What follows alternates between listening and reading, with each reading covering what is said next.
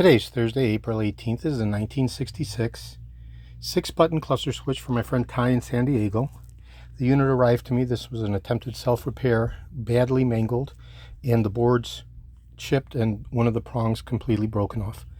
So I've gone ahead and realigned it in a fixture, and then I applied a Phenolic, a highly viscous phenolic resin, and repaired the broken electrical prong.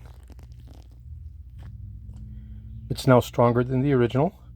As we all know, these old Bakelite based electrical panels that mount into the switch were extremely brittle. Any attempt to remove them improperly without the appropriate J-tool from General Motors causes the casing to be mangled and the boards to be badly chipped, rendering them useless. And of course, if you break the prongs, you're generally out of luck. This highly viscous phenolic based resin is the original composite material that bonds to the original Bakelite platform, so it's not a standard resin, which we just peel off. And so now this repair is better than the original. So this is video number 1 out of a 2-video set.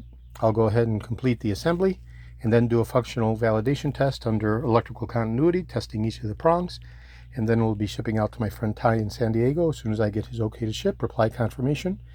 This is George in Florida. I have over 375,000 original vintage Cadillac items from 1959 through 1976, all the way through 1978 for the Cadillac Eldorados. I'm best known for my restoration of the Cadillac steering wheels, the tilt and telescopic steering columns, the power seat mechanisms, the instrument clusters, and other critical, hard-to-source original vintage Cadillac items, including the repairs of all of the electrical switches.